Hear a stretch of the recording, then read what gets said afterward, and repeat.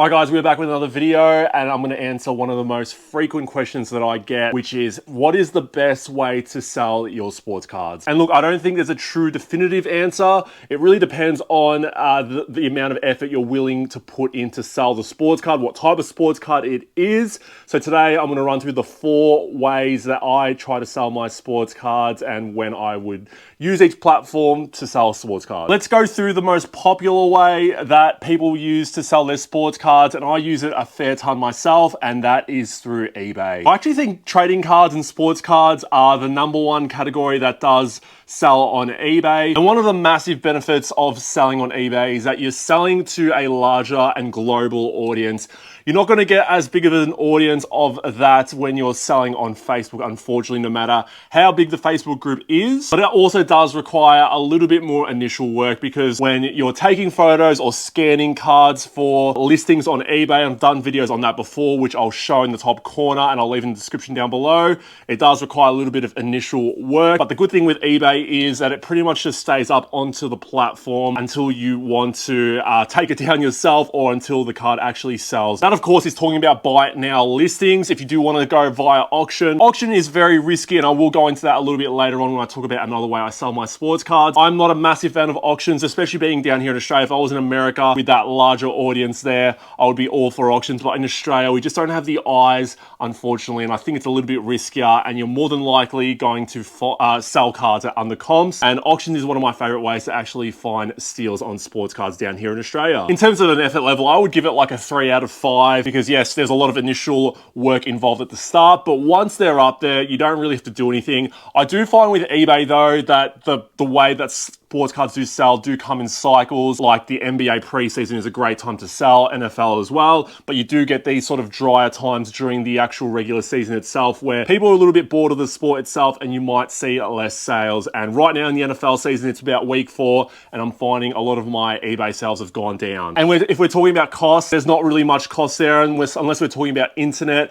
But you can talk about internet for pretty much nearly everything. But yeah, in terms of getting a scanner, getting a label printer and all that sort of stuff, those are all optional things. There are ways you can go around it, but I always recommend the scanner because getting better quality photos on eBay will help drive your listings and sell even more. But yeah, in terms of cost, there isn't too much there. Let's go to one that sort of is related to eBay, depending on which person or which company you do go through, and that is consignment. So I've realized I've forgotten to explain what the basic concept of consignment is in this part of the video, and it's essentially sending your cards into a third party and then they sell the cards for you for a small fee or percentage. Consignment is something that I bang on about a fair bit on this YouTube channel because unfortunately, again, like I said, in Australia, we don't have that large audience. So I think exposing yourself to that American audience, and depending on the company that you go in, so I do use DC Sports. I have used them at least 20 times, I reckon. I'm not sponsored by them.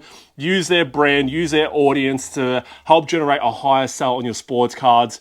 And look, there are consignment companies down here in Australia, but again, I would just recommend sending it direct to America.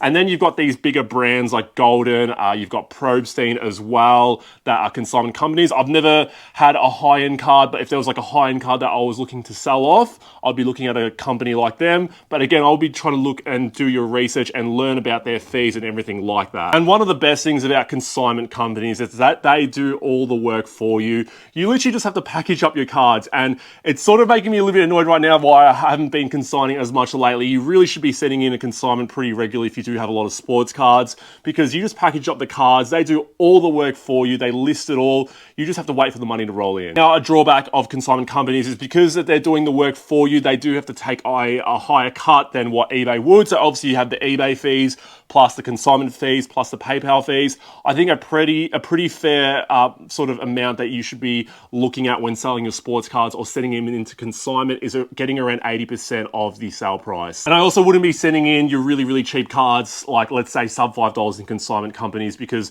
the way their fees work, they do take a fee plus a percentage of the sale price. So let's say your card does sell for $1 and their fee is $1 plus 85% of the sale price.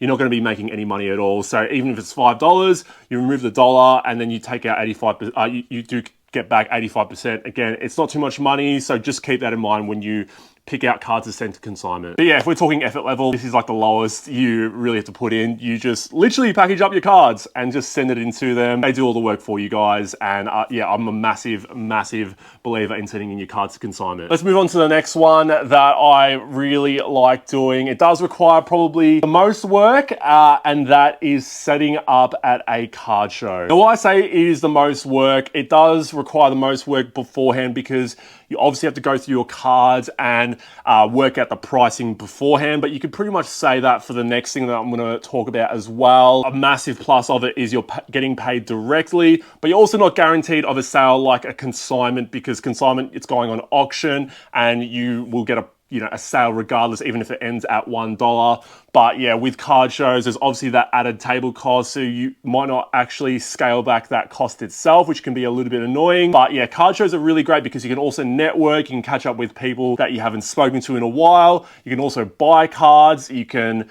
yeah, have that face-to-face sort of negotiating, which I think is really important. And yeah, it's just more the table cost and the actual effort itself. But at the end of the day, you do get some really nice sales at card shows. And a lot of people, surprisingly, at card shows I run into don't use eBay. They don't go on Facebook. They really just like being there at events itself. So you're going to still find a little bit of that audience that you might not see online. Yeah, in terms of table costs, like we've got the Melbourne Card Fair in Australia, which is about $70. The Oz National is coming up, which is around $200 as well. Hobby Hangout's around $200. So you've got to try and work out in your own head, if you do get a table, am I going to claw back a little bit of that cost? Because at the end of the day, $200 is still a lot of money to make back. Let's talk about the very last one, and in my opinion, again, another very underrated one, and that is selling on Facebook. So funnily enough, I've actually sold quite well on Facebook groups as of the last 12 months.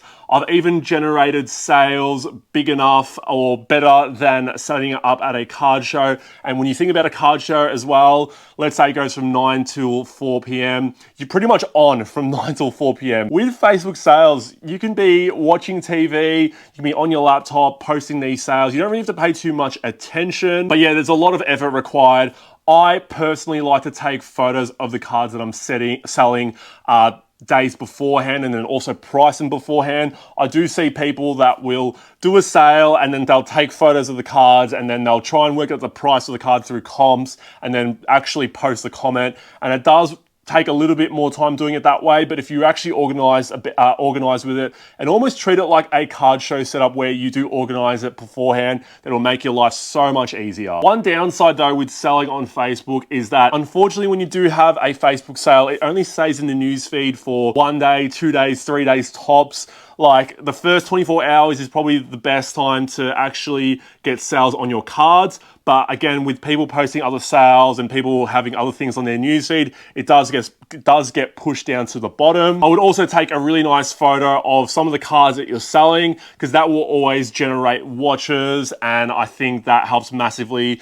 I've noticed when I've been lazy and not really taken a great photo in terms of the cards that I'm selling, I have generated less watches and also hence less sales. Yeah, I do a combination of all four of them. I think I use consignment probably when I need sort of urgent cash, because again, I'm not really thinking about it. I'm just picking out cards and I'm sending them in. I will also have cards on eBay just for more long term, that they're up there and I don't really have to think about it as well. But again, that initial effort is a fair bit. Card shows are also great, but it's a lot of effort and it is a 1 day thing. And then Facebook is something I would more so go for if I recently bought a collection and I'm sort of breaking it down and wanting to sell it. I really like Facebook sales a lot. I try to do them about every 1 to 2 weeks. Consignment, I'm trying to do every couple of weeks as well. eBay is obviously more long-term, and then card shows is just whenever card shows are on. But yeah, guys, if you have any questions about any of those platforms or those ways I use to sell sports cards, leave them in the comments down below. If you enjoy the content, as always, hit the like button down below, comment down below, and hit the subscribe button if you haven't subscribed already. And yeah, I'll see you guys all in the next video. Take care.